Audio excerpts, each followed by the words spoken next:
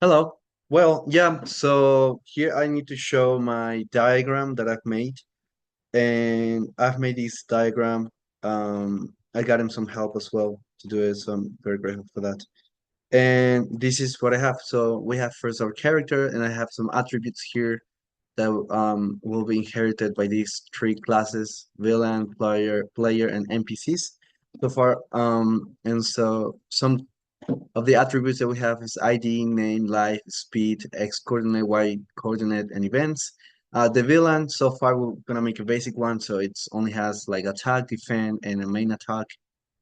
The player, it's how we have to move it, up, down, left, right, and attack. And then we have the NPCs, which will just have interact, give quest, and give item.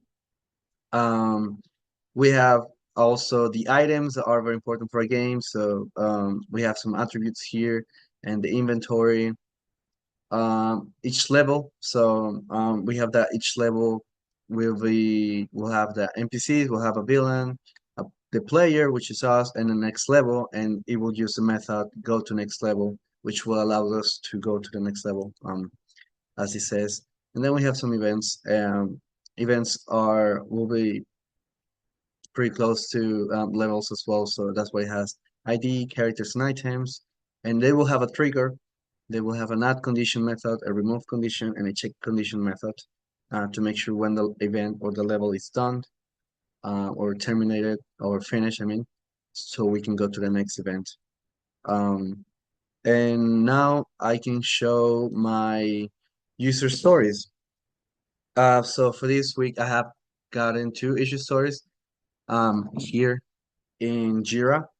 I've gotten watch and follow along with the unit tutorials because that's what we're gonna be using to build the game, the RPG, and set up and install the development environment. I have already finished both of them. Um, Let me show what I have here.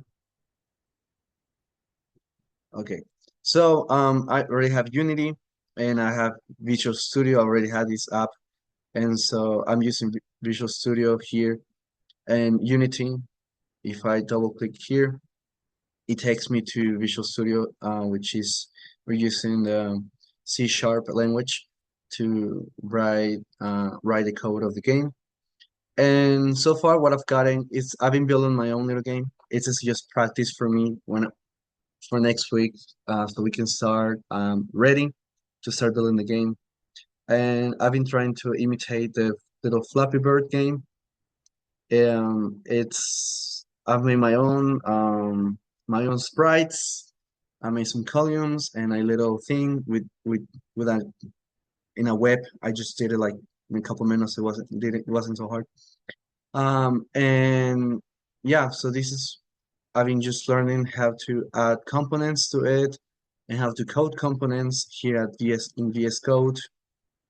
I have here that if I press space, this is an if statement. If I press space, then the object, the game object that I have here will go up. And it was working fine until I made some changes, and now it doesn't really work anymore. So that's why the learning cube, I think I'm going for a learning cube. I hope that I can get this ready for Monday. So I'll be working hard on this today and tomorrow. When I play the game, I've added a component so it can have gravity, but instead of that, it just flies away for some reason. It was working fine, just I will probably say a couple hours ago, but then I started like playing around here, and now I think I messed it up. It's still, at least this is my first ever game that I've ever developed in my life. It's not working correctly, and gravity is working upside down pretty much. There it is flying around, flying away. So yeah, that's so far what I've gotten. I've been learning how to use Unity, and I already know Java. So learning C# wasn't really an issue. It's just getting used to using Unity pretty much, because Java and C# are pretty similar. And yep, so um, I watched the tutorials I was given by my companions to improve my skills with Unity. and I set up and install the development environment, which I already have. But so far, I'm really happy that I've gotten to this far because I've actually never done this before, and I'm happy I'm learning so much about it. So yeah, that's it so far, and that's my 47 minutes sharing about these two things that were assigned this week.